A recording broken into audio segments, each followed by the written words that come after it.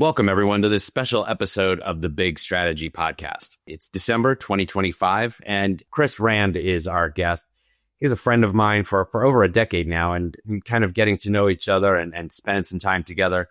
Chris always talked about this famous relative that he had, and, I'm a sucker for a great story. And so, Chris, tell us about what, was so exciting and that you and your father are actually joining us to talk about today. Yes. Thanks, Jeff, for having us on your show. This is a lot of fun for us. And Larry's my father. And, through his lifelong love of learning, he found a lot of interesting stories. And at one point, he stumbled into a story that really is one of the most fascinating stories he ever found. And it happens to be his own great-grandfather, who is the subject of our story today. And that's what's fascinating, Chris, is because even though this story takes place over 100 years ago, there are so many parallels to the entrepreneurs of today. And so I think a lot of times people ask, are you born an entrepreneur? Can you become an entrepreneur? I think this gives some evidence to the fact that there's some natural tendencies that might be in the DNA that span generations. So tell us a little more about Leigh Hunt and what we're going to learn today. Sure. Leigh Hunt, he was born in the 1850s on a farm in Indiana, and he was one of 12 children, and he really wanted to have a life of adventure, something he learned very early. So he was not want to stick around the farm and do what most people did at that time. Yeah, he was not going to be baling hay for the rest of his life. In fact, he made hay and got out and saw not only the country, but this is a story that spans oceans and continents. So without further ado, let's jump in and pick up Larry telling Leigh's story. Well, Chris, Larry, it's great to have you both on the podcast. And we're not here to hear your story, but to have you tell us a story about someone whom I had never heard about, but lived an extraordinary life. And I want to just, first of all, thank you for taking the time to share, a story from your family tree with us that I know has been deeply researched. So, Larry, starting with you, just want to say thank you. And why don't you set the stage for us? Who are we going to learn about today? All right. Well, we're going to learn about a fascinating man. I didn't know much about this man for most of my life. The only thing I really knew was that my late sister's first name, Leigh, Leigh, came from the family, my mother's family. Her name was Margaret Leigh Reeves, Leigh, and that came from her grandfather. But that's all I knew until I was in college, and I read a book by Howard Beale, Beale, entitled Theodore Roosevelt and the Rise of America to World Power. Well, in various places during this book, Beale refers to a Leigh Hunt, who apparently was associated with Theodore Roosevelt. So this struck me as, that's a Leigh Hunt. I have a Leigh Hunt in my family. And I said, Grandma, did your father know Theodore Roosevelt? And she looked at me as if I should have known all along. And he said, well, yes, of course he did. We used to spend Christmas at Sagamore Hill. And I did a double take and I said, well, I can't wait to read his biographies. And I put it in the plural. And she looked at me and she said, there is no biography. And I had just a spontaneous moment. And I said, well, somebody's got to write it. And then I realized what I had just done. You set yourself up there. So well, I did tell myself. Yeah, absolutely. Well, and just to introduce Chris Rand, you're in this family tree as well. And thanks for putting this conversation together. I may pose the same question to you, Chris. What was that moment when you kind of realized your connection to this story? I think it kind of came at me from several different angles because by way of giving a little flash forward in our story, the family ended up with a little piece of land in a resort town in Nevada, now known as Las Vegas. I've heard of it. Yeah, it's a lot of people go there, and it's a great resort town. But once it wasn't, and so I did hear about him through that channel. But also, I think I was just about a early teenager when my father committed to write this book, and he took a sabbatical for a full year, and he traveled the world retracing many of Leigh Hunt's steps and having great adventures along the way. And true to form in telling the story of Leigh Hunt, just like the man Leigh Hunt had lots of ups and downs, my dad had lots of ups and downs in writing the story. He even had some of his research taken from him by a criminal. And, so the slings and arrows of good and bad fortune were all over the place. So that was really in my formative years. So, finding out early in life, I never really had those memories of not knowing who he was, because I found out, around the time your permanent memories really start carrying with you in your adult years. So interesting. Yeah. Well, with that, I mean, Chris, I'm really excited to have your perspective along with Larry recounting Leigh's story and you're recounting your perspective on Larry's adventures through the process of gathering, collecting, and telling this story.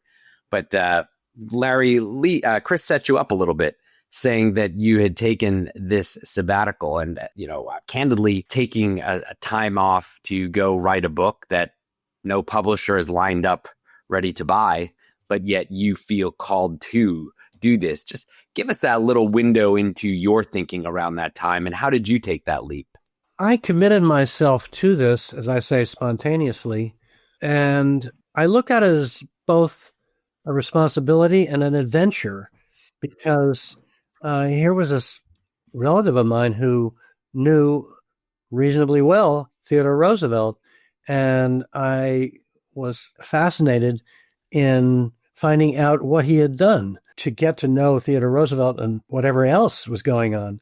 I did know that he, in some way, got involved in Las Vegas because when I was 6 years old, I went to visit my mother, who had been divorced from my dad, and she was living in Las Vegas.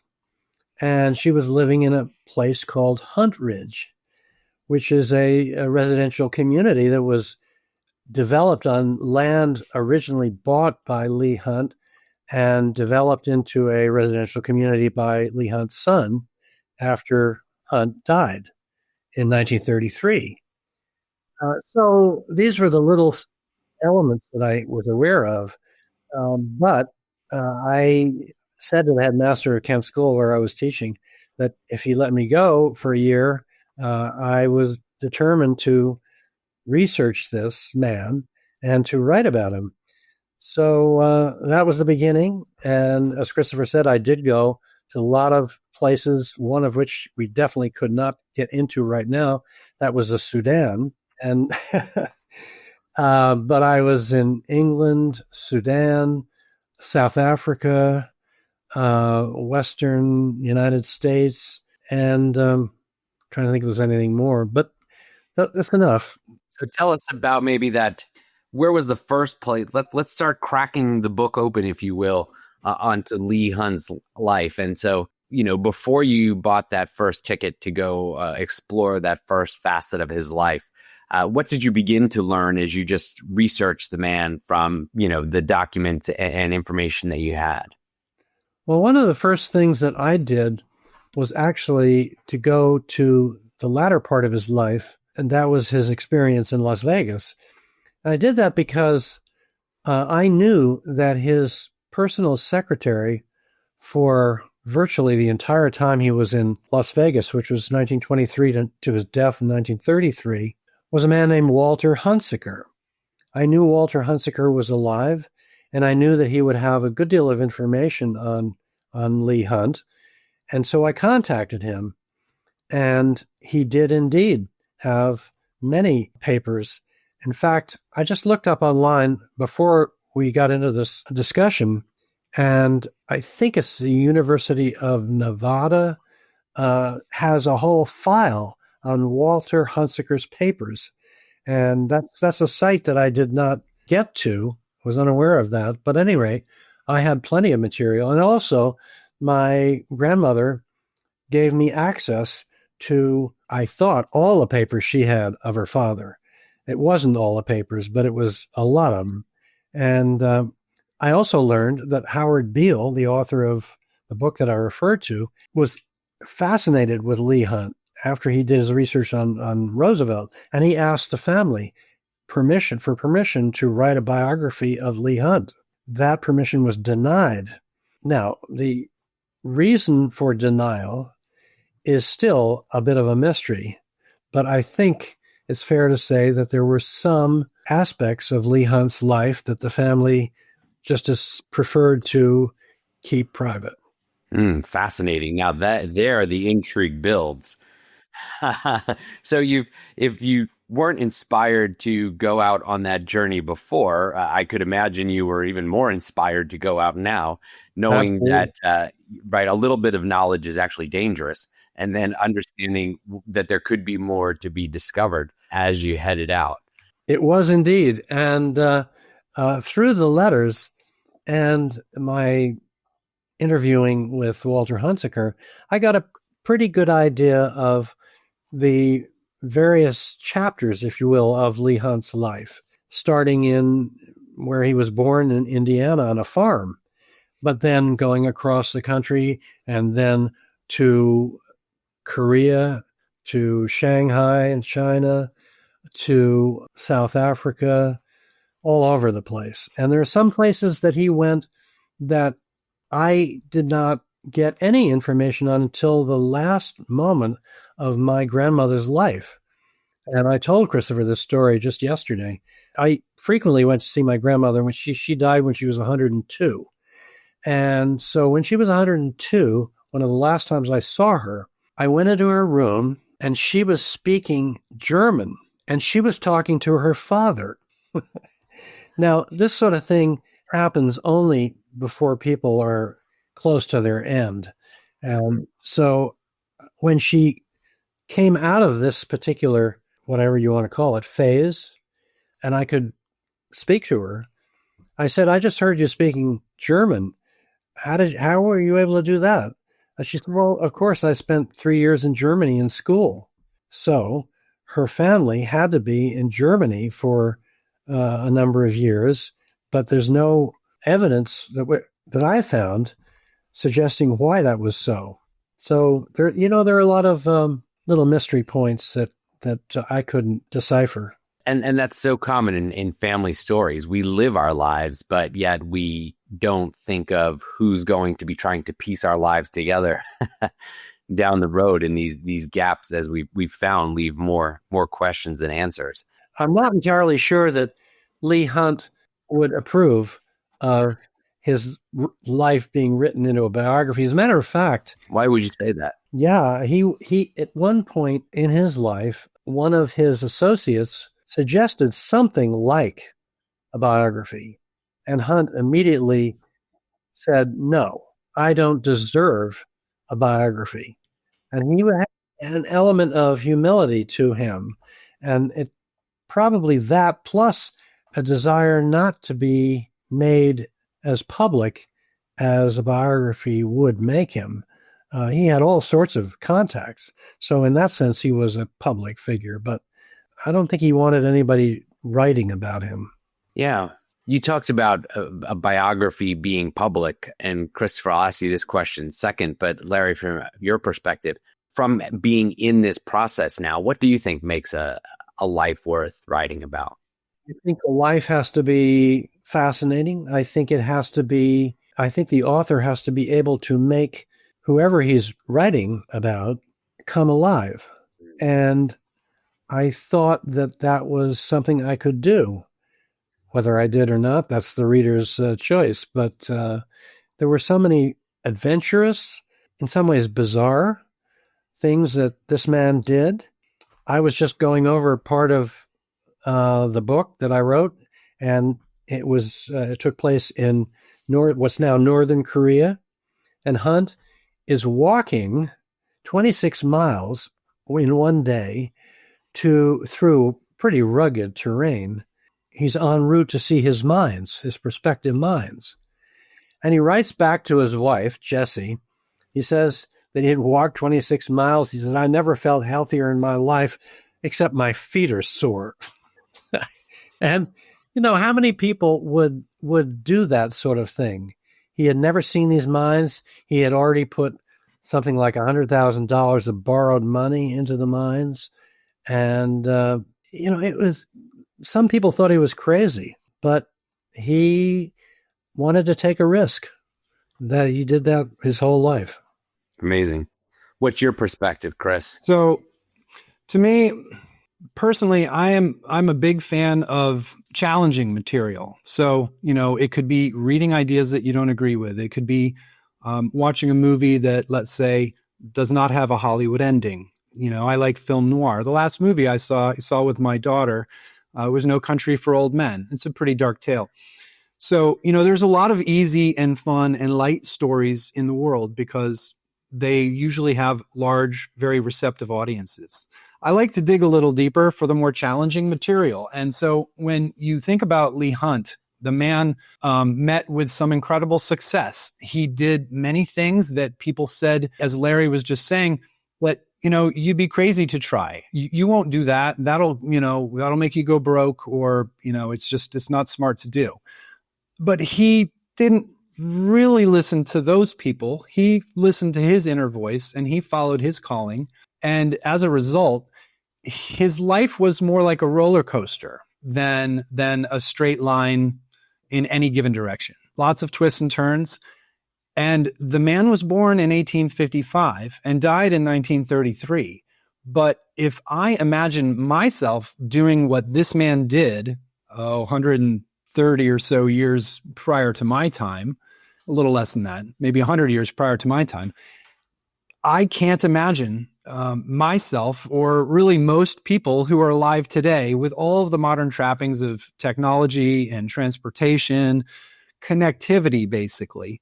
That kind of thing, you really had to earn it back then. To get from the US to China to Korea to Egypt and then back to Mexico and Nevada and Seattle, like the places that he went, the amount of time spent traveling to pursue your dream and your conviction.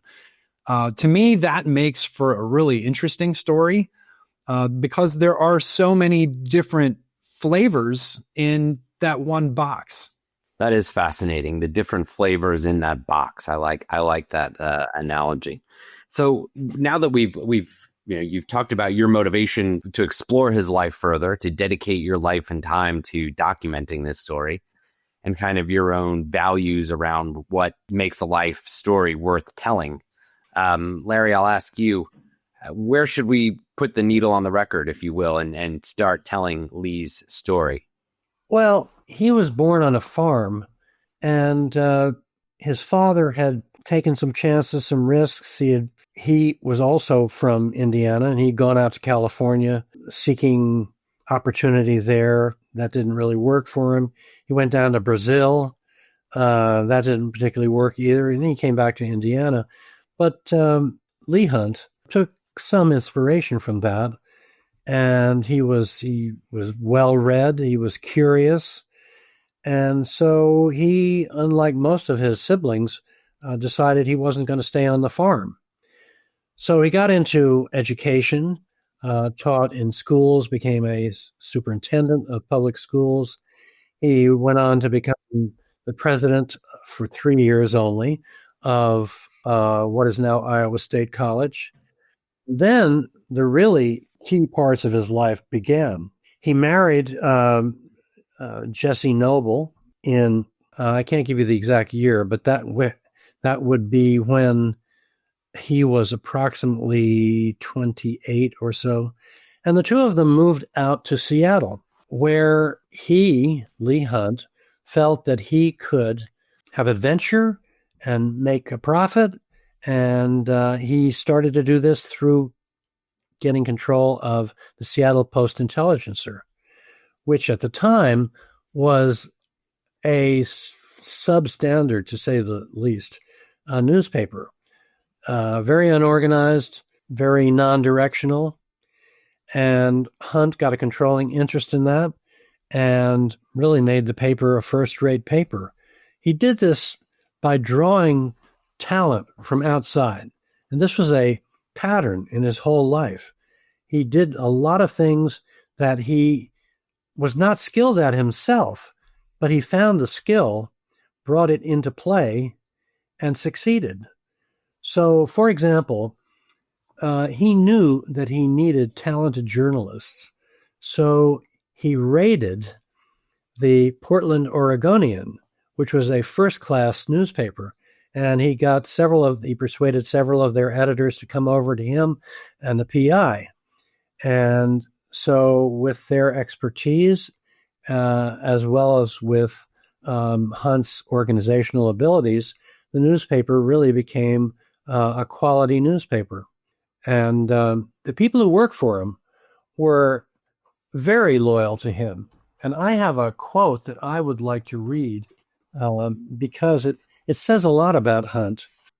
And this is a letter that was written to him, that was written to his wife after Hunt died.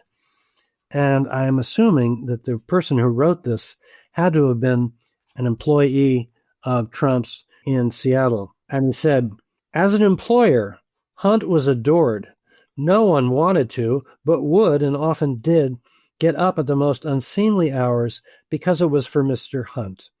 I have never known of such loyalty upon the part of paper employees as that extended to Mr. Hunt.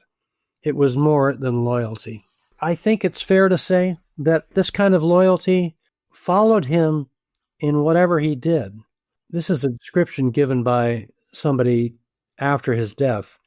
He was a man who, when he entered the room, his presence was felt, whether he said anything or not. And he had a real persona, and he had an ability to relate to people. So I think that was part of the loyalty. And to challenge that a little bit, would you, by poaching reporters from another paper, I'm not saying that he is asking them to betray their loyalty. No man's only really loyal to himself and his creator. But how did you square those two things, knowing that he was attracting talent from others? Is it because of some magnetic pull, right, that he offered that others weren't? What were the circumstances of how he approached people, pulled them in, and then made them his own? That's a very good question. Economically speaking, he generally offered better wages. In another sense, he was very skilled at persuasion. I have an example of that. A man named Peter Kirk, who was a steel magnate from England and had a company, Moss Bay Company, that was located in Workington, England.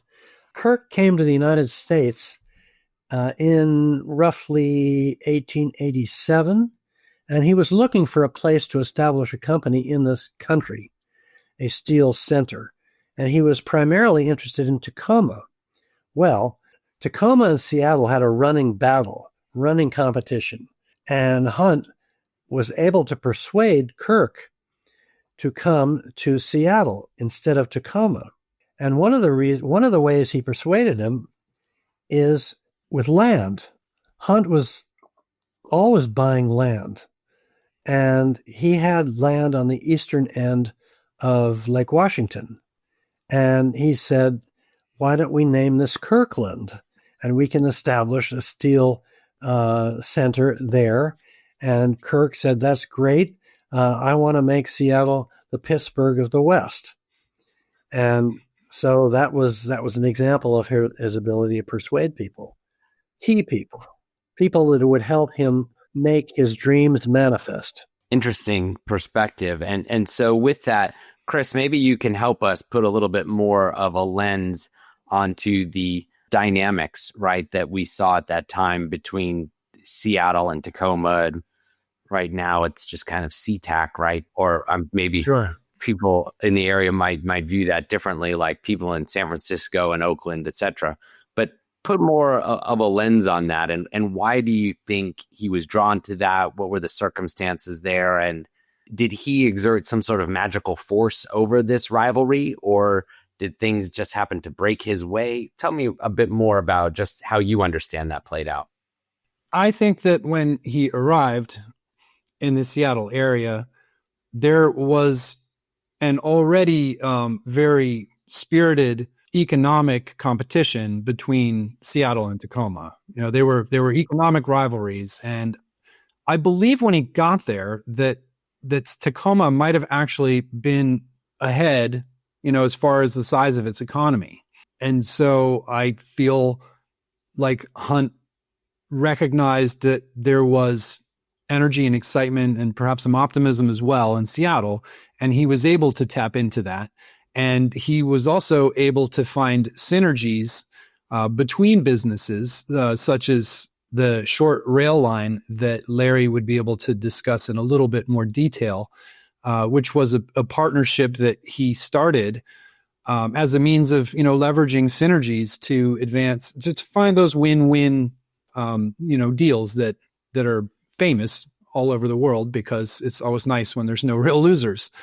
So I feel like he was very good at finding those opportunities and then jumping in and either, knowing what to do himself, or, as Larry was explaining earlier, he would go out and he would find those people that knew how to do what he couldn't do and share with them his vision for a shared success together. And I feel like that really helped him a lot. Yeah, Larry, what would you say about that? It's clearly part of it is finding these distressed assets or greenfield opportunities, right? Where in the spirit of going west, right?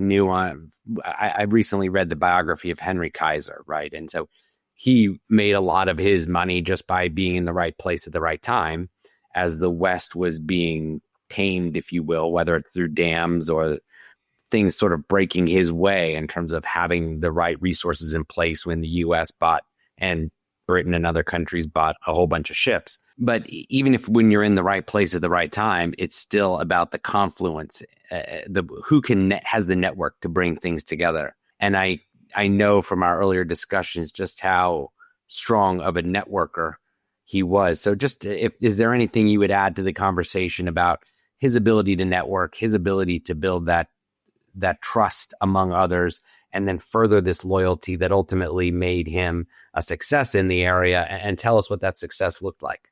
I thought that he was remarkable in his ability to persuade others to invest in his concepts. For example, he borrowed from a lot of people in his effort to create this steel center. And ultimately, because of the panic of 1893, Hunt was the one with distressed assets because people called their loans in. And Hunt was left with practically no money. But I'm getting a little off of your point. But he networked wherever he was, and why he was able to do this, it's hard to say exactly because we're far removed from that. But I can just say that he knew so many different people. I mean, it's I can hardly imagine how he made all these associations. I can say that part of it was his willingness and ability to travel. He was going back and forth from the West Coast to the East Coast, from Seattle to Shanghai to Northern Korea, and all the while he's making contacts through trying to raise money or talking to people who are political leaders or educators. He made a close association with Nicholas Butler, who was the president of Columbia University. This was his way. Make contacts, enable other people to share in his success, which sometimes they did and sometimes they didn't. And so what ultimately came of his time in Seattle? First of all, he, as I said, developed the PI into a first-class newspaper. He also rejuvenated the Republican Party in the Seattle area. And some referred to Hunt as the boss of Republican politics in King County. So not only that, he came very close to enabling Kirk to establish a Pittsburgh in the West. Christopher mentioned the rail line that had been developed going from Kirkland all the way around the lake into Seattle. That was achieved. And the steel mill buildings were constructed, but the process never became manifest because just as they were ready to do this, the panic hit in May of 1893. And then most of his creditors, if not all of them, called their loans. Mm-hmm. And not have it. Sounds just like the dot-com bubble and crash. Well, exactly. I've seen this. To go back to your early reference, Chris, I've seen this movie. That's right. Yeah. Maybe it is film noir in that sense. And sometimes fate deals a cruel blow to us in our lives at the wrong moment. So, of course, about a month or two prior to the stock market caving in, the crash of 1893, as we're referring to it, his wife had just had their first child. Very inopportune moment to be dealt such a cruel blow. When Christopher mentioned this, I had forgotten the confluence of these two events. I said it made me think of Theodore Roosevelt, who had one of the hardest days any person has ever had. His first wife gave birth to Alice, and she died in childbirth. And on the very same day, Theodore Roosevelt's mother died, and he was extremely close to her. And this is what made him go out to the Badlands and spend about 3 or 4 years there. So, but Hunt seemed to march on through difficult moments in 1893. And to say a word more about his experience in Seattle, after he had made a fortune in Korea through gold mining and processing, he came back to Seattle, and he intended to repurchase controlling interest in the Post-Intelligencer. But eventually he could not do so because he had critical kidney difficulty. But before all of that happened, when he came back to Seattle, the statute of limitations had run out on his debts. So creditors could not force him to pay. But Hunt came back and invited all of his creditors to dinner at the finest hotel in town, the Butler Hotel, at that time, the best hotel. So he provides this elegant dinner, and after the first course, he gets up and toasts all these industrialists, all of his creditors, and then asks them to look underneath their main plate. And they find there an envelope with a check in it for the original amount plus compound interest. Amazing. What a story. It's quite a story, yeah. But he honored his debts all the way, unless he was not able to do so. And there's no time that I know of where he couldn't. He lost money a lot of times. In 1893, in 1929, there was one area where he was not good, and that was betting on the market. We can all take a lesson from that. We've seen that movie too. Yeah. The next phase of Leigh Hunt's journey doesn't strike me as odd knowing this man's story, but I know not many of us stand on the shores looking across an ocean and think that our next instinct is to cross that ocean. But knowing Leigh, I'm not surprised that he did. So, Christopher, if I can ask you, where did Leigh's journey take him after his washout in 1893 in Seattle and Tacoma area? Well, it took him a little while to regroup, but he did, through his network, learn of an opportunity over in China. There were some railway and tramway interests, and so he traveled there with his fellow compatriot and fellow entrepreneur, and they went to Shanghai, and they were investigating the possibility of winning a contract for a railway interest in China.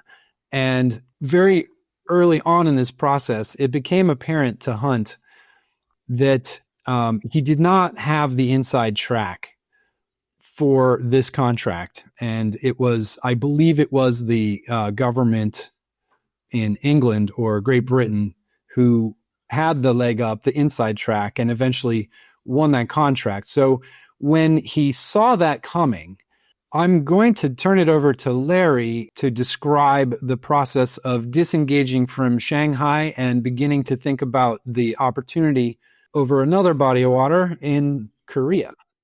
Okay, well, when Trump realized that he was not going to get this contract, about the same time, he learned from James Morse, an associate of his, that a man named Horace Allen, who was the first American diplomat in Korea, was approaching Morse about a gold mine concession. And the concession was owned by the Emperor of Korea. But the Emperor was interested in getting some money, so he was floating the idea of selling half of the concession, or rights to the concession, to someone who could supply the capital. Well, Morse was initially interested in this, but eventually sort of backed off. And Hunt saw an opportunity here. Of course, at this point, he owed a lot of money to a lot of creditors in Seattle, and none of these people were willing to give him any money.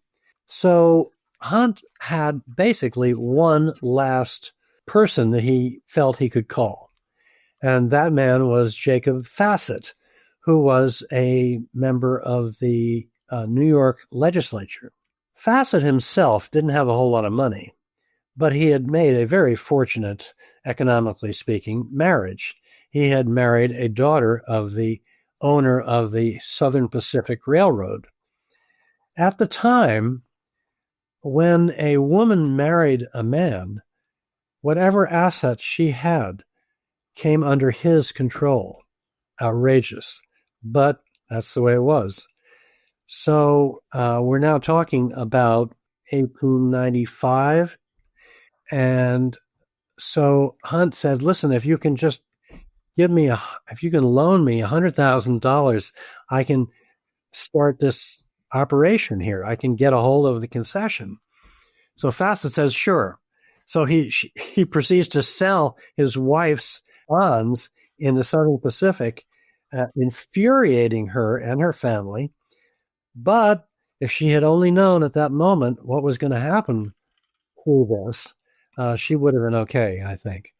Anyway, Hunt went to the mines to inspect them and realized there was an opportunity there.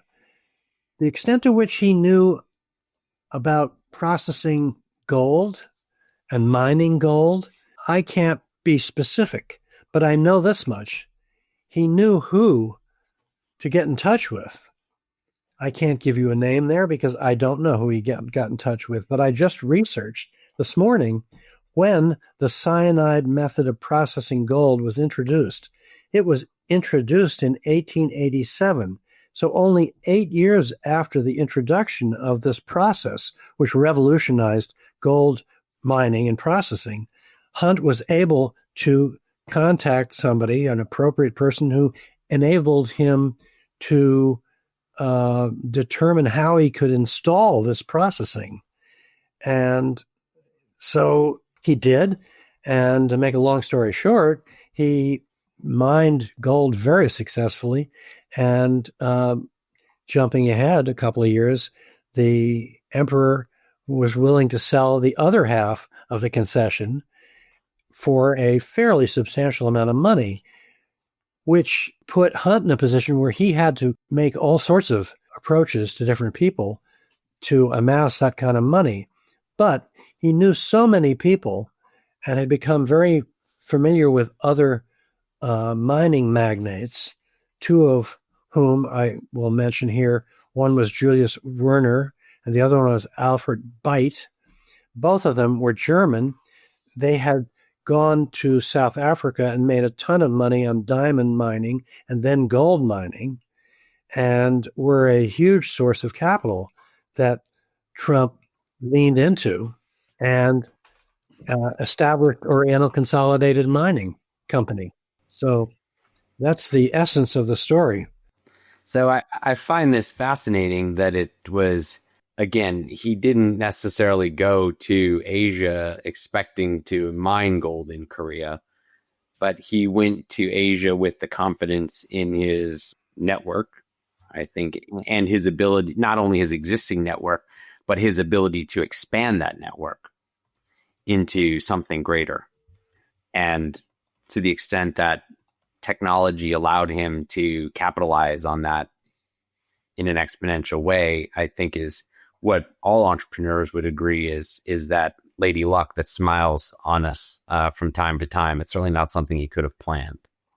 Agreed.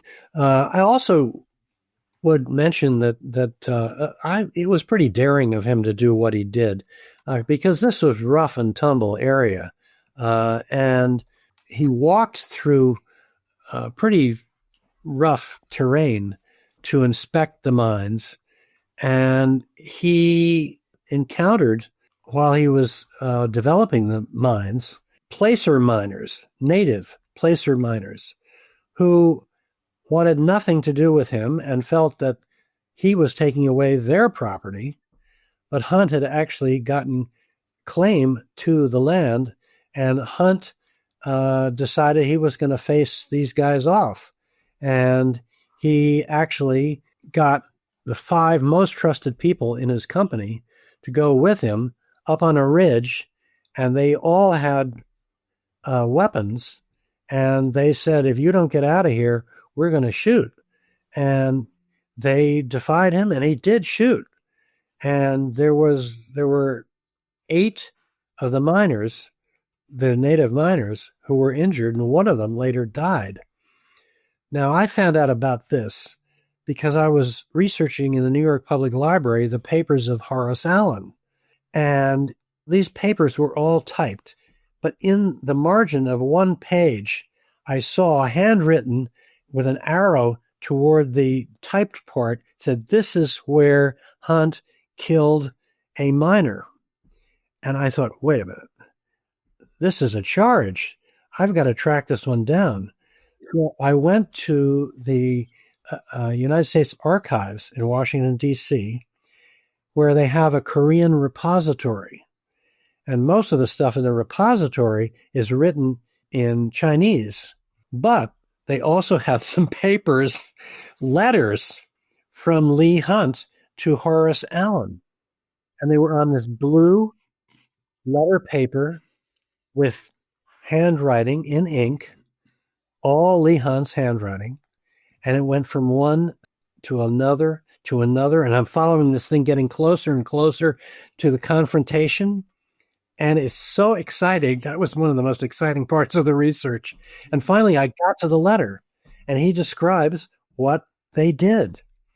Now, he doesn't say that one, if I remember correctly, he doesn't say that one of the miners later died, but he does indicate that they shot at these people because they were defying them. This was rough and tumble.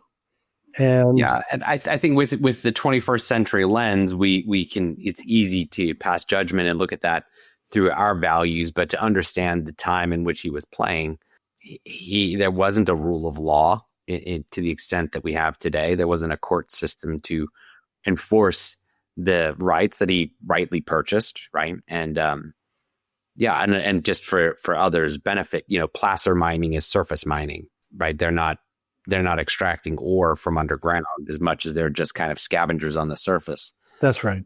Yeah. In the streams and on the land. Yes. Yeah. Which is, I learned that because there's a town, Placerville in California. And there comes the term where the old hangtown fry was invented. So Chris. Yeah. Just to append to what Larry was talking about with the mining claim. So we just heard about how Hunt and his associates chased a bunch of Korean native miners off of their mining claim with threats of and actual violence. So it might surprise some listeners to find out that once Hunt had chased these miners off of his rightful claim, of course, he needed labor to do this mining, right? And it's not easy to bring people from somewhere else. So, of course, he goes back to the well and he approaches these miners who he's chased off of his land, and he ends up rehiring them to do that mining on his very claim. Now, you might guess that he did this by offering them twice the prevailing wage in the local area, right? So he gave them the better wages, hearkening back to when he raided the newspaper and the Portland Oregonian. And so he brings in these miners and he earns their loyalty by offering them a better wage. So it was a scenario where he was able to repeat some of his prior success. And I think that's an important point to touch on just as an entrepreneur. You're not reinventing the playbook every time you start a new venture. Those that are successful find that this is what works for me. This is who I am. And the most successful entrepreneurs have the awareness to know their playbook and find opportunities that match them. Others just kind of go and through sheer force of will, trying to force their playbook on others. Right. And I don't know the story well enough to pass judgment on Leigh one way or another, but it's interesting to see these commonalities emerge. So to not to extend a pun here, but how did Leigh end up extracting himself from the mining business? Or did he stay engaged as he went on to his next venture? Well, he remained a stockholder in Oriental Consolidated, as far as I can tell, until it was sold, before it was sold, because he died in 1933.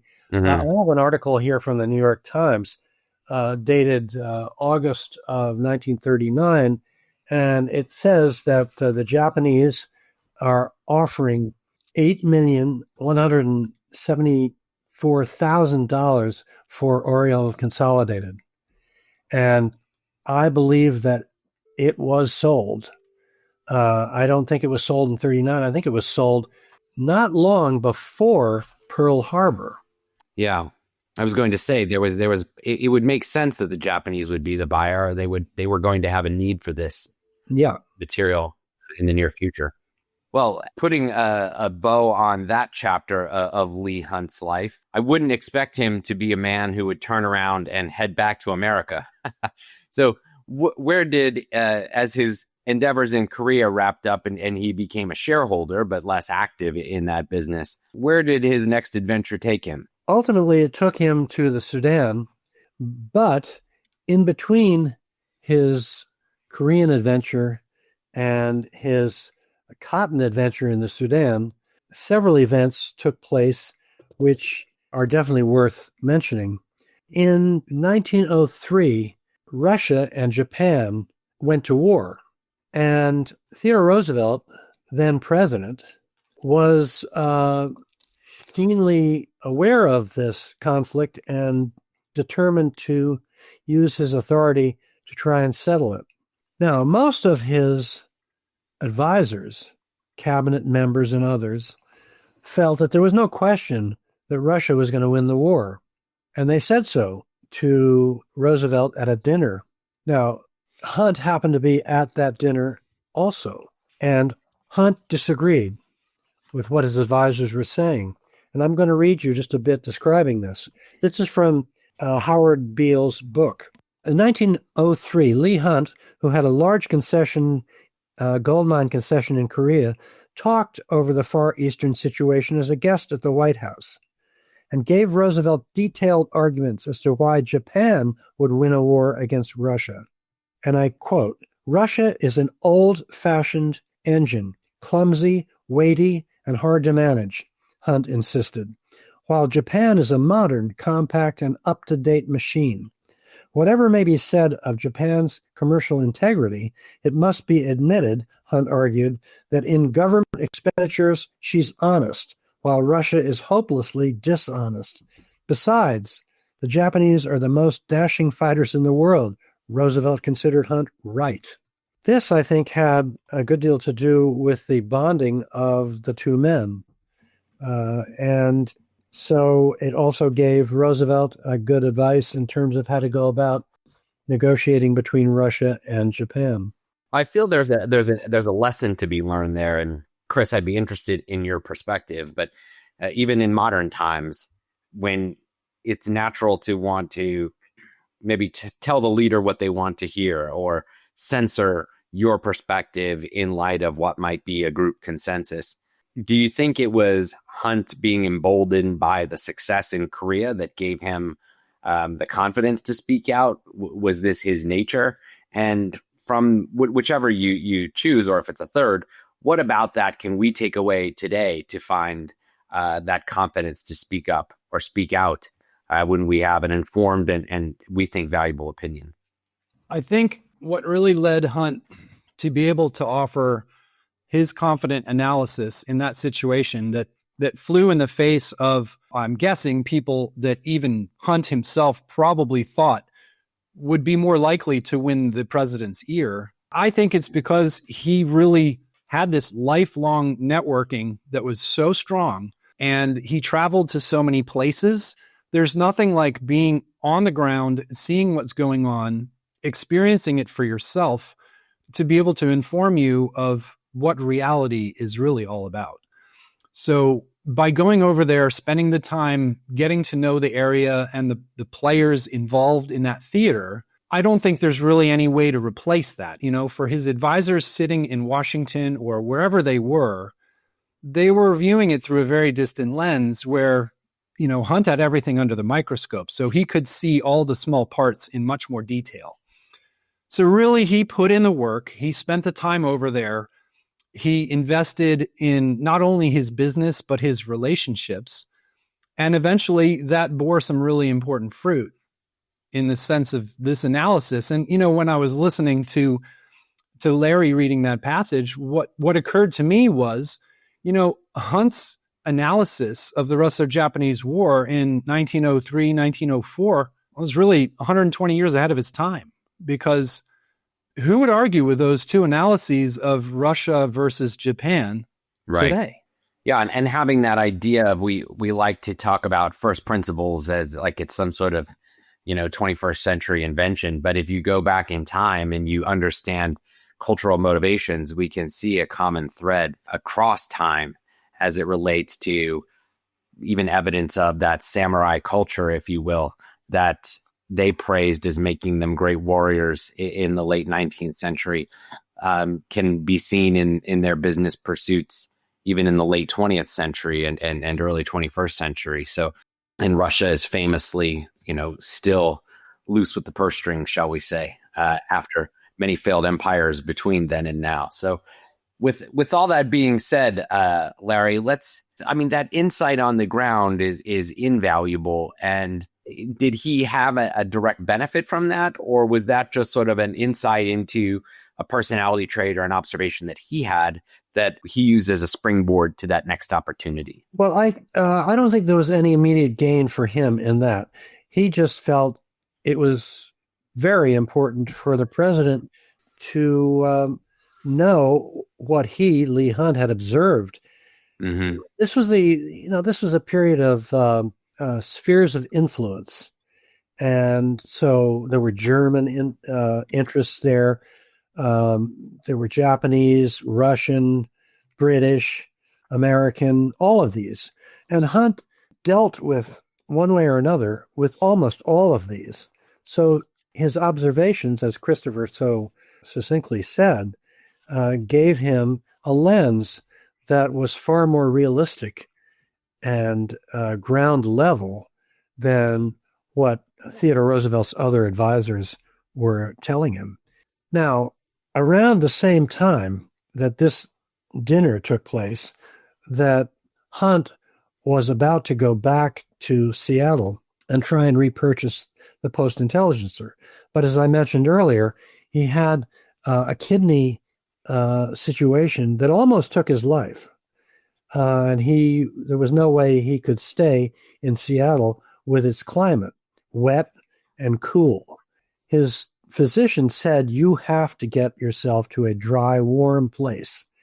And I don't know if the physician suggested Cairo, but somehow that was Hunt's choice. I'm sure it was on the tip of his tongue. He probably just had a travel brochure sitting in his office for Cairo, I'm sure. Not Phoenix or, Mexico City. But let's go to Cairo. Let's start there. Oh no! So off he goes, and he and his family were in Cairo for several years, and Hunt got bored, as he did whenever he had to sort of stay in one place, and so he, one way or another, he learned about the Sudan and the possibility of cotton growing in the Sudan. And for our audience's benefit, what is Sudan's geographic relationship to Cairo and Egypt and the Nile River, etc.? The Sudan is immediately south of Egypt, and the Nile River, of course, flows through both. And the areas around either side of the Nile are extremely fertile. And so Egyptian cotton was, and still is, very high quality. And so Hunt and people who were working with him figured that there was an opportunity here to grow fine cotton, fine quality cotton. So Hunt and his those who were helping him traveled south and determined that there was some land that they could buy and establish a plantation. So at that point, Hunt had to do his usual networking and figure out how he might be able to successfully create a plantation. And so he came back to the United States and got in touch with Booker T. Washington, Tuskegee Institute. And Booker T. Washington came to New York City to talk to Leigh Hunt. And Leigh Hunt planned to have dinner with Booker T. Washington in his hotel. The dining room would not accept Booker T. Washington. This is New York City, showing the same kind of prejudice that was true in the southern states. Mm-hmm. So Hunt said, okay, we'll dine in my room. So he had the dinner sent up there. And he and Booker T. Washington conferred about this possibility. And Booker T. Washington agreed to get cotton growers, people who had majored in cotton agriculture, to go with Hunt to the Sudan. So I knew of three from the letters that I had at my disposal. I knew of three Tuskegee graduates who went to the Sudan with Leigh Hunt. Well, the Sudan, as I said in the beginning, was still open to Americans at that point. So I decided to go. I'll never forget flying in. I was supposed to be staying at, I thought, a hotel. So I wound up in a cab, and I feel like I'm in, I don't know, a strange zone. The whole place looked so different. I'd never been in anything like this. And of course, I didn't speak Sudanese. They didn't speak English particularly well. And furthermore, we got to where I was supposed to be staying, and it was a house, and the people didn't know anything about somebody coming to stay with them. So I was at a complete figure out what you're going to do in a zone that I had never been in and felt so strange. Anyway, it's a little bit like Leigh Hunt going through crazy places. Yeah, I mean, one can only imagine. I almost, a question that came to my mind is, I mean, Chris, you and I can relate to this. I don't think you just go home and say, I know you like Seattle, but our next stop is Cairo, and to have the family willingly follow. Well, considering the fact that the Sudan, Khartoum, the biggest city in the Sudan, seemed so strange in 1982, I can imagine what it must have been like some 50, 60 years before that. No, 80 years before that. At any rate, I was able to make contact with the manager of the plantation, which in 1982 was owned by the Sudanese government. And I got permission to go and observe.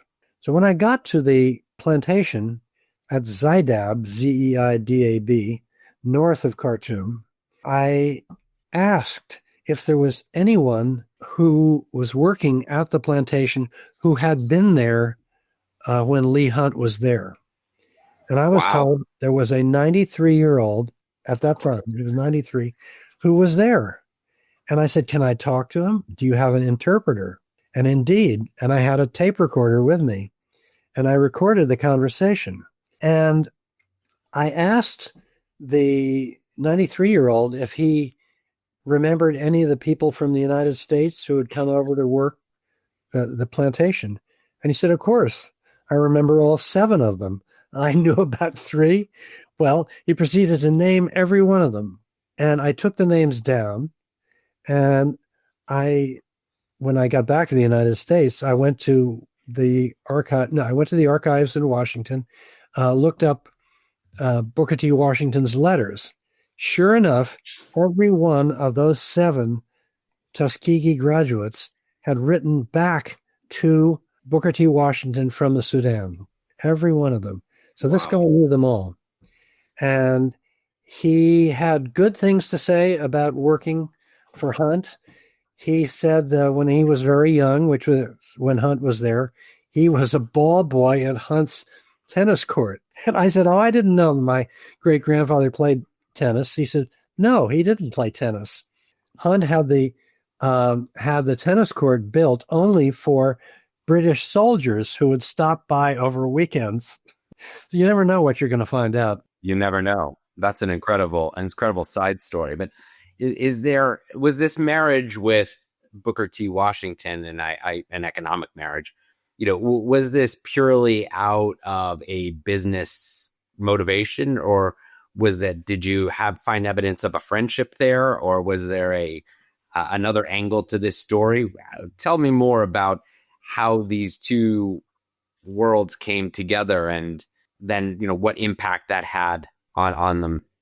Okay. Well, I think that yes, it was a business relationship, but it was also partly a reflection of Leigh Hunt's interest in getting Americans good jobs. I mean, he did the same thing with young men from Columbia City, Indiana, where he had grown up, and he offered jobs at the mines in Korea to these young men. And so I think it's fair to say that he liked the idea of offering positions for a reasonable pay to graduates of Tuskegee Institute. So in that sense, there's just a little bit of a little bit more than just a pure business interest. Yeah. And that's something that I always admire in entrepreneurs or those who have attained a level of success, is not just blazing their own path, but blazing their own path with that intention of easing the journey for the next person. Chris, when you were talking to Larry or just reading your book or doing your own research on this phase of Leigh Hunt's life, what did you learn about him or the business? What was your big moment of either pride or further contemplation as you thought about it? Well, I'm not quite as familiar with a lot of the mechanics of what happened while he was pursuing this chapter of his life. However, I think one way it really fits in nicely is that it just shows the breadth of his experience, his willingness to go wherever life called him to do the next most important thing on his list. And, his resourcefulness. You would not really think of a country like the Sudan, which is largely desert, as being an agricultural breadbasket of any kind whatsoever. I also, having an outsider come in and figure out how to get that agricultural industry off the ground is very innovative. So, I think to me it is really a good reflection of the type of life that he lived and the diverse pursuits that he engaged in.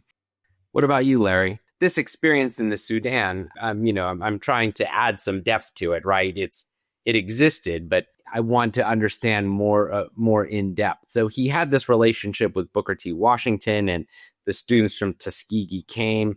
But is it just another stop on his journey, or was there something unique here, either about what he contributed to others or how he developed as an individual? What can we pull from this stop on his journey? That's a good question. I am not sure that this added a different dimension. I don't see that necessarily.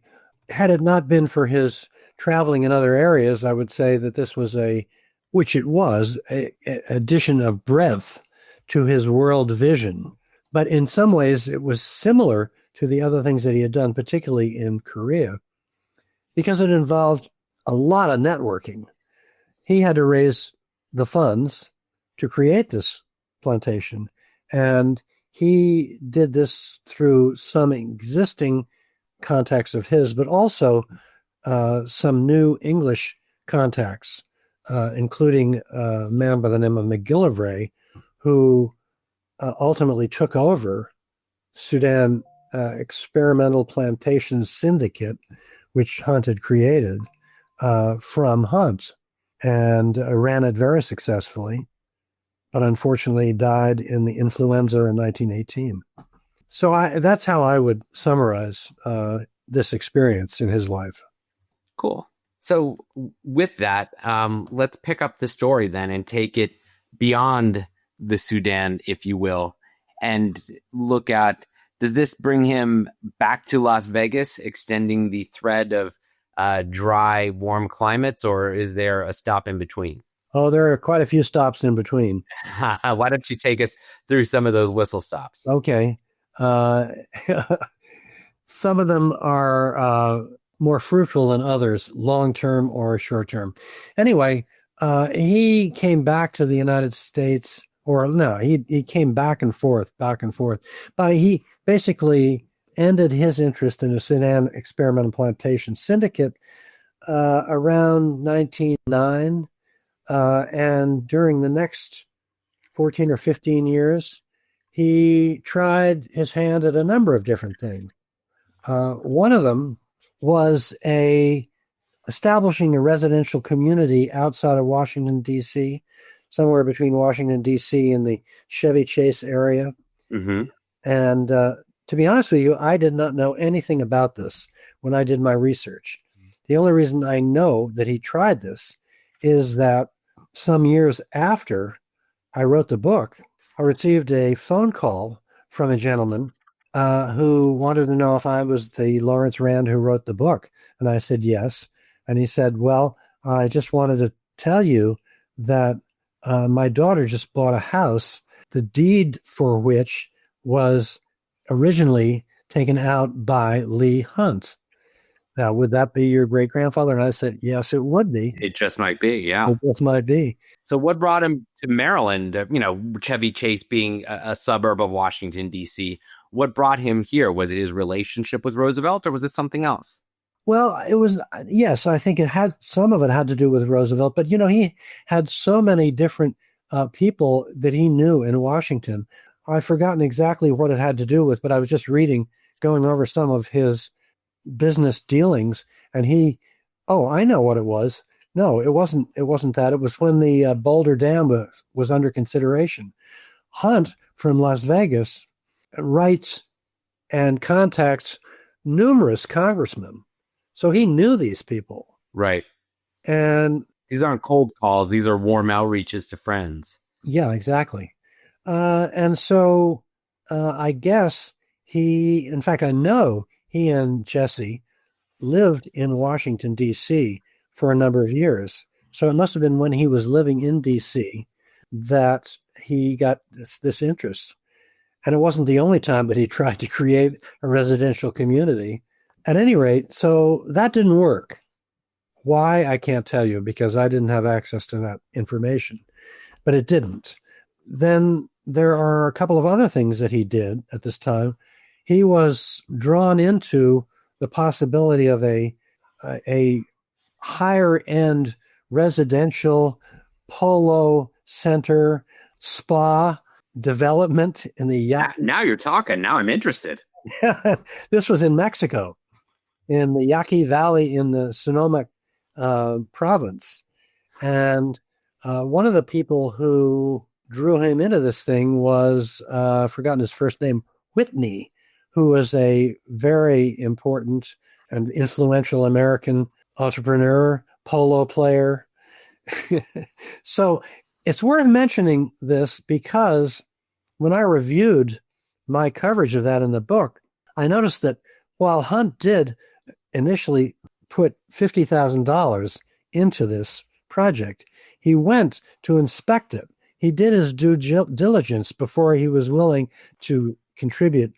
Oh, it would have been a lot of money because the estimated cost for building this thing was $12 million, which at that point was a lot of money.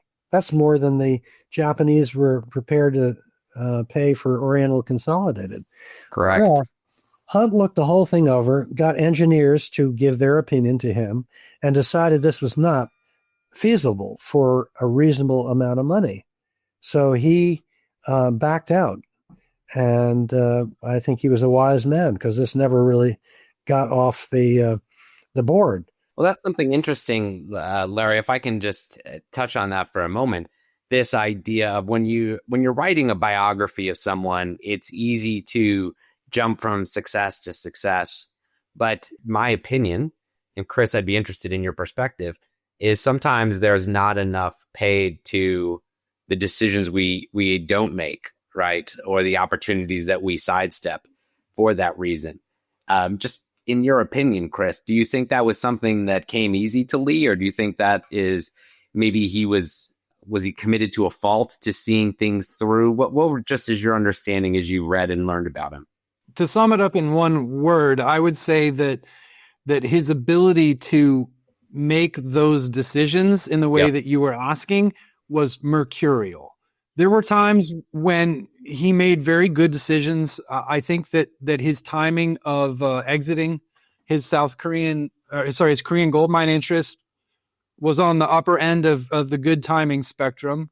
But he got caught in the gears in the panic of 1893. Really, it financially took him under for a while. So, there's a lot of variation in the degrees of success that he had in sort of executing good judgment like that. Part of what got him out of Mexico was not just the questionable economic feasibility of the plan and the project that they had conceived of, but also at the time, Mexican Revolution was fomenting or beginning. To use your words, getting caught in the gears once again. Right. So maybe he saw those gears coming, like a big drill mining the ground, and he said, I don't want to be in the way. At that point, the project could have come together. I think it was Southern Pacific or Union Pacific was just completing a rail line all the way down to Mexico City. So, Yaqui Valley between the San Gabriel and the Gulf of California, or the Sea of Cortez, depending on how you want to refer to it, that would have made it much, much more accessible to many more people. So in a lot of other simulations of the world during that period of time, it might have worked out that would have been where he really struck his final pot of gold, but it didn't work out that way. So I think that to some extent we can credit his judgment there, but to some extent circumstances may have partially saved him from incurring losses. Well, it's been a while since I wrote this book, as I told you, but as I reviewed that chapter, it appeared to me that he would not go forward with it. Now, it was sometime after that he made that decision that Porfirio Diaz, who had been dictator of Mexico for decades, I believe he died. And whether he died or was executed, I'd have to review that one. But at any rate, he ended up resigning. Doesn't matter. The point is that, yes, there was Whitney and others, even if they wanted to continue with this thing, they could not because of the Mexican Revolution, as Christopher points out. And Francisco Maduro was elected president, and he was a very liberal politician who wanted to introduce a lot of reforms. But that didn't work, and he was assassinated. And the rest of the next 20 years or so was the Pancho Villa era in Mexico. And I'm glad that Leigh Hunt and Mr. Whitney and all the others did not get involved. Yes, indeed. Indeed. So one other area which I think I should mention Please. is that Hunt temporarily was interested in some Brazilian adventures. Hunt's son, Henry, did spend time in Brazil after his father had been there. And Hunt had a position with a company, and I can't remember all of the details here. At any rate, Theodore Roosevelt's son, Kermit, was interested in getting a job in Brazil. And so Roosevelt contacted Hunt and said, is there any possibility that Kermit could work with Henry, your son?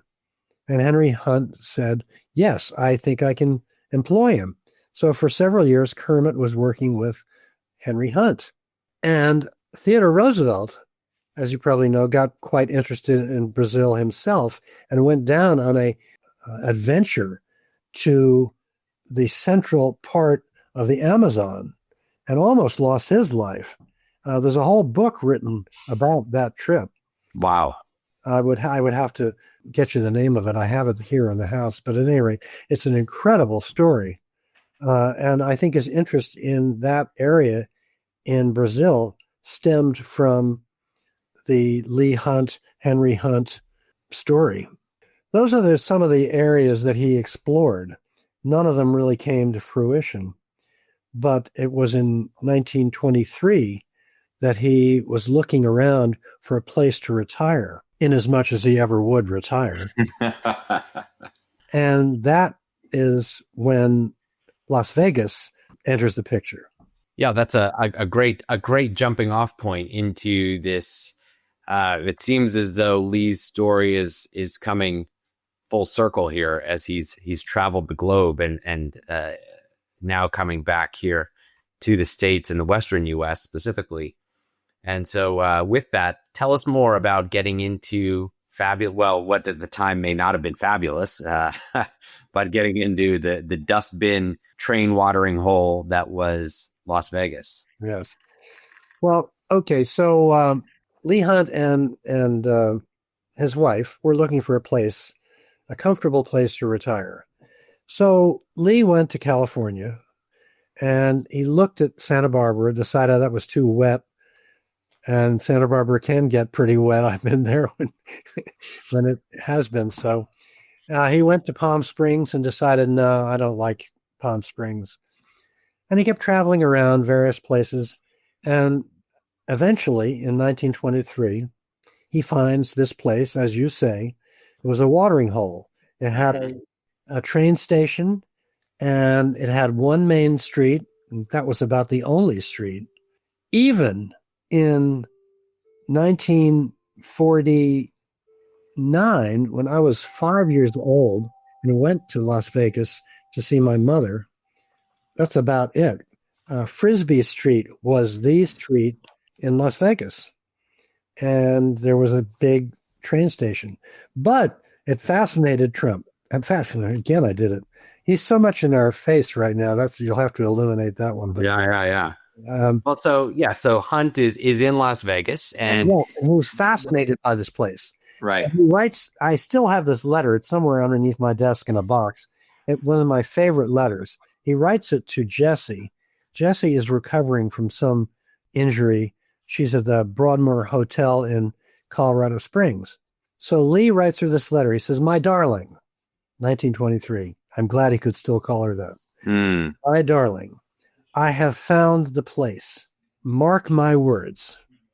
It will be a resort center of the Southwest." And he describes the place as exactly what it was then, a watering hole for the Southern Pacific and nothing more. But he is a possibility. I mean, I don't know how many people would have seen that at the time. Yeah, and I guess that comes back to this idea of vision, having a vision. And Chris, I'd be interested in your opinion. Larry was just telling us of Leigh writing back to his convalescing wife to understand that this will be the Mecca of the Southwest. Just whether it's something about Las Vegas or throughout his life, what gave Leigh this vision? Like, from in your belief, where do you see that came from? That's a great question. I don't think anybody could really tell you they 100% know the answer to that, because his life was so rich and complex and filled with so many twists and turns. But, again, it seems to me that part of what enabled him to see the future that could exist for Las Vegas, that eventually did exist for Las Vegas, again comes back to his networking and his breadth of experience, and just continuing to be resilient, to get back up when he's knocked down, to move on to the next thing, to keep building his network, to keep, just advancing everything. So one thing that he had learned about Las Vegas was that the United States government was going to install a new dam on the Colorado River for the purposes of securing water for the region to use, because of course it's so dry. So I believe that one of the reasons that he knew about this before most people would be able to assign any value to this knowledge was not only that he had looked at Las Vegas and seen, well, you could really build very easily in this area and turn it into an intentionally built community, but he simply knew that there were utilities that were going to exist. So it made it easier for him with that knowledge to take that chance in an area that probably seemed counterintuitive to most people. When he brought investors to the area, he had at least one person come out and take a look at the Las Vegas area, and it was windy and dusty and sandy, and of course they were repelled, but they only had that surface knowledge. So because Hunt was able to dig deeper in his life and to spread his wings farther in his world, in the space he existed, he examined more of it than most people would. So I feel like he was able to leverage his knowledge in a way that positioned him to take advantage of opportunities that other people weren't able to see, because either they didn't work so hard or they didn't travel as far to see as many different things. So I think that he was very good at that type of analysis, that sort of complexity never scared him off. And that was also an asset of his, was that he was up to the challenge. He wanted a life of adventure, but he was also always willing to meet the moment, whether it led to success or failure. He was giving it his best shot. Before he went to Vegas, he said, I know I've got one good punch left in me. And he had been frustrated several times in other areas. And I think that once he figured out Las Vegas is a really viable opportunity, he was really able to sharpen his focus and apply himself. Yeah, well said. Well said. And so with that, I think it comes back, Larry. I don't want to jump too far ahead in this Las Vegas story, but you mentioned going to visit your mom and living in or staying in a development named after Leigh himself, and probably piquing your interest in this whole narrative that we've been talking about. So help us come around full circle here to the Las Vegas piece. Okay. Before I do that, I should say that I misnamed the main street. I don't know why I did that. It's Fremont Street. Fremont, yeah. It'd be Fremont, yeah.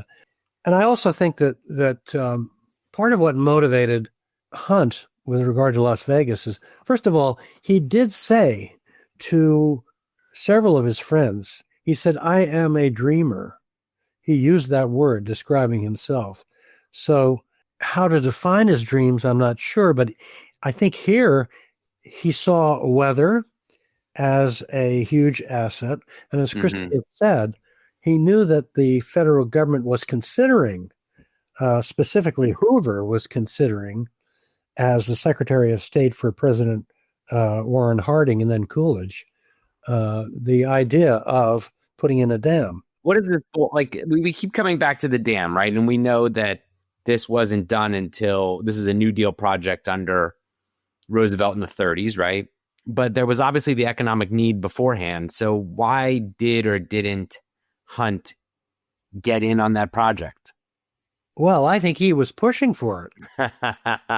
and I'm trying to stir this up a little bit, like pushing in. He's his whole life, right? He's been that person who's put the network together. Right. So, okay, as I say, it's been a while since I looked at this, but I'm quite sure that he personally was in contact with Herbert Hoover, because Jesse was related to the Hoover family. So there is a personal connection right in there. I don't think he was the kind of personal friend of Hoover's that he was of Theodore Roosevelt. But anyway, no, he was very involved in getting Washington to move ahead on this project. I think another reason that he wanted to do this is that he felt that he could use the land to create an area that would fit his image of what it should be. He became far and away the largest landholder in Las Vegas. What an amazing story. I feel like my passport picked up a few more stamps just by listening to that episode. Chris, thank you so much to you and Larry for telling us Leigh's story. The first thing that really jumped out to me was this power of the on-the-ground intelligence. And again, whether he was in Korea in the mines or in Africa scouting deals there or traveling the globe, he was always on the front lines of these stories. That's totally my read on this situation. What was yours? Yeah, I would say that that's a good read on things, particularly like in Korea when he was able to give certain military observations that helped the American military make better decisions. So you're right on point there. He seems very similar to modern day entrepreneurs in a lot of ways. Elon Musk has figured out some technologies, and Hunt certainly figured out the gold technology in Korea and cotton in the Sudan. That's what's amazing. It's that there's certain people who make the invention, and then there's other people who commercialize and implement those inventions. And while, yes, Hunt certainly was an innovator in that respect, I think from what I'm hearing, the majority of his story, the definition was the application of those innovations. And that really separates, the thinkers from the doers. Yeah, that's true. And he was a good community builder as well. Mm-hmm. When you look at somebody like Tim Berners-Lee, who put together the Internet project in the 1990s, he needed a lot of people with specialized knowledge that he didn't have. And if he didn't go after those people, you and I might not be sitting here talking to each other today. It's amazing to think. And that's just like Leigh Hunt going out and talking to Booker T. Washington and building that relationship, or his relationships with Teddy Roosevelt. Definitely the importance of networks and the strength of that mutual benefit, right? Not just getting to know you for my benefit, but back and forth. And then the last thing that really stuck out to me about Hunt was his discipline of knowing when to fold them and how to back away from situations. What was stuck out to you as maybe one of his more graceful exits in his career? Well, I think one that a careful study of his life might not fully realize was his exit from Mexico when he was down there and he saw the winds of revolution swirling and certain projects becoming uncertain. He realized that some of his foundational assumptions that led him into that project down there was no longer valid. So he was able to pivot at a time that I think may have saved him from a devastating one more financial blow that would have been devastating to him near the end of his time. Yeah, and that's, again, even if it's a great opportunity, if the political and economic winds don't come together, it can certainly be a challenge. And so with that, Chris, I'll leave it to you, because I always love to know how the story ends. And Leigh's story did not end with his passing. So share with us a little bit of a coda that played out after Leigh's life.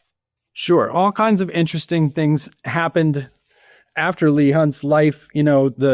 His son put together a good residential community there. And something we didn't actually touch on was, at one point, the consulate of Monaco was established in Las Vegas. And it was largely due to Leigh Hunt's son's relationships that he had cultivated with royals over in Monaco. He ended up in a relationship with the Duchess of Monaco, and they set up the consulate in Leigh Hunt's old home that he had bequeathed to his son. What an amazing story. So not the typical embassy row in Washington, D.C., but in Las Vegas, because of these personal relationships. That's right. So there's residential developments in Las Vegas named after Leigh and the family. The consulate of Monaco had established itself there in Las Vegas. And what else? Well, there's a small legacy still standing in Las Vegas. It's not really the Hunt legacy per se, but it's on the last parcel that the family owned, which used to be a parking structure. And once the family finally sold the last parcel of land, it ended up in the hands of a company that put up what is now standing as the One World Asia Resort on the site of the old Stardust Casino, for those who might know their Las Vegas history. Fantastic. So when I swing by One World, I'll remember Leigh and his legacy and all that he did to bring not only innovation around the world, but prosperity here at home. So, Chris, with that, I think it's a wonderful coda to not only the year from the podcast perspective, but a wonderful culmination of your father's research and the book he wrote on the subject. And I want to just thank you for sharing your family's story with us. Well, it was truly our pleasure. And thank you so much for being a great host. And I hope you have a great and happy new year. To the audience as well. Happy New Year, everyone. Thank you.